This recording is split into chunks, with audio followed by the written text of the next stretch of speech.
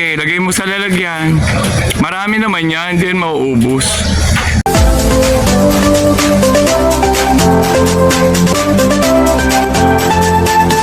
Hello po, magandang araw po sa ating lahat.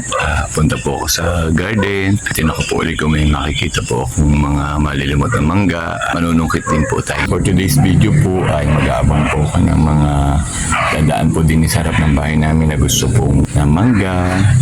Sasabihan ko din po rin mga nagagawa po din sa apartment. Baka gusto po nilang manungkit ng mangga. Kasi ang dami naman po hindi ko rin naman po mauubos ay kainin.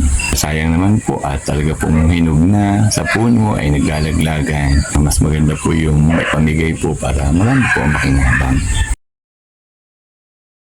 Isang araw po ay umulan kaya hindi pa po ako nagdidilig. Kaya po papakita ko na lang po sa inyo mga halaman natin na masiglang-masigla po dahil naulanan po nung isang araw po na talaga naman po napakabilis ng ulan.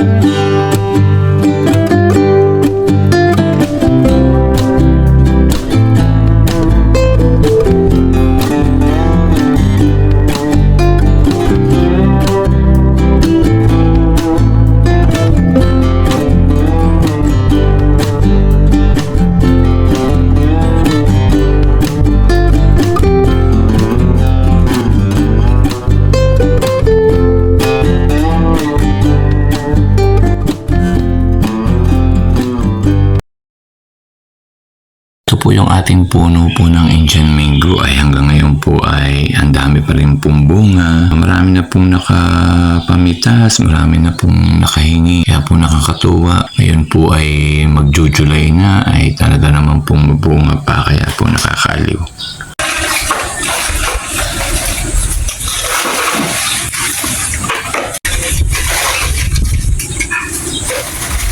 Hindi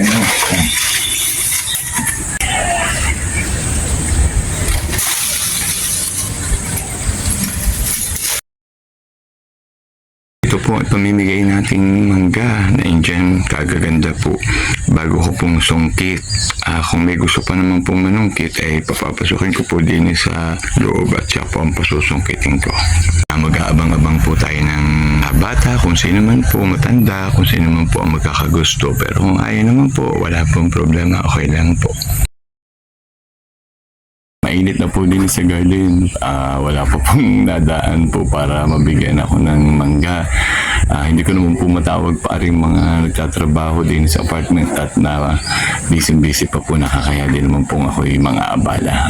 Mamaya na lang po pagka break time po sila, sasabihan ko po kung gusto po nilang humingi ng mangga. Ayan, hindi ko po natatawag ang mga nagagawa, nasasabihan ay may lumapit na po para humingi po ng mangga at magsabi po kung pwede pong makapanungkit. Sabi ko, okay lang, pwede. Ayan, marami ka. Ayan, nagpaakyat na ho ng mga malalaki ang katawan at ng madaming makuha. Yan. Sige, lagay mo sa lalagyan. Marami naman yan, hindi yan mauubos.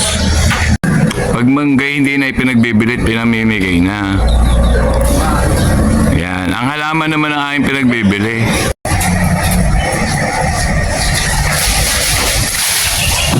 Yan. Biglang itininda, ano.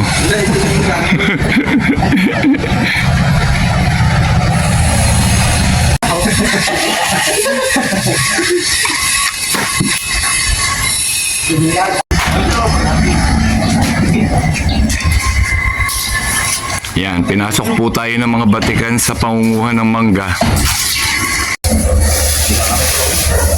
Yan, di tama yan pag-uwi.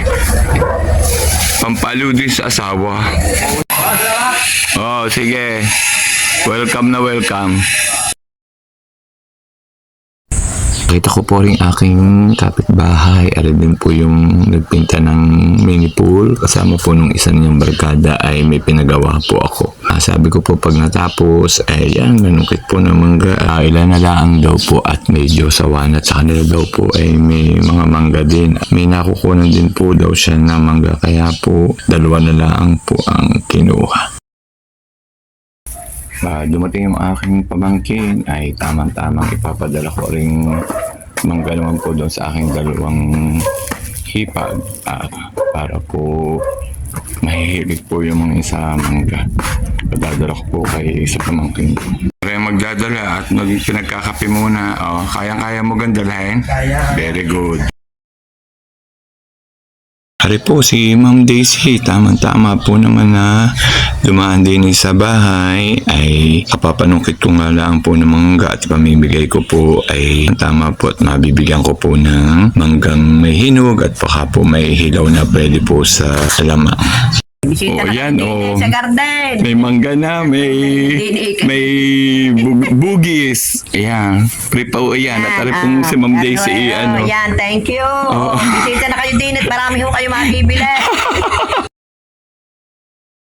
Kakatawa po rin aking Indian mango. 2 puno po ay nakapamigay na po tayo. Nakapanguha na po yung ating mga nagagawa po din sa apartment ay talaga naman pong madami pa rin po. Kaya po, sino man po may gustong humingi ay at makita po itong aking video ay magsabi lang po at kayo po ay bibigyan ko, pumunta po kayo din sa bahay.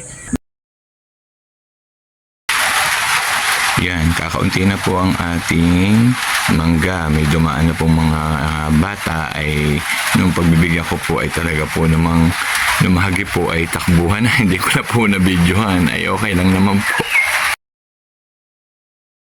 Punta muna po ako sa propagation area at nagkukulugan po para pong uulan ay akin pong ibababa yung mga tambil po ng kubo at nang hindi naman po mabasa kung sakali pong uulan. Ito po ang ating propagation area. Yan po, nakulog po. Kailangan ko pong ibaba po yung mga tambil at baka po makaulan. Ay mababasa po ang loob. Pababa po natin. Anahin ko muna natin itong mga yan. Nilababa ko po. Baka po makaulan.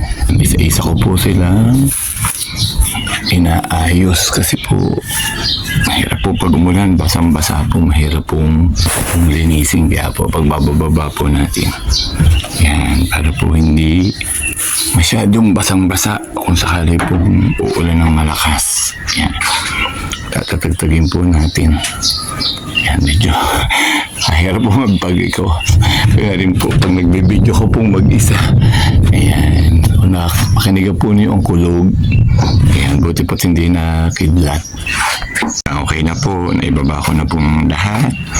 Sakali man pong umulan, ay hindi naman po yung basang-basa po ang loob. Sana po naman ay huwag nang umulan ng malakas. Nagsunuran po ang aking mga alagang pusa. Kaya po yung maliit na talaga po nung unang yung makita ko talagang kailangan x-ray, puro galagad. Ngayon po yung malaki-laki na, malakas-lakas na. O, pasok kay Dinit, baka kayo mabasa ng ulan pag umulan.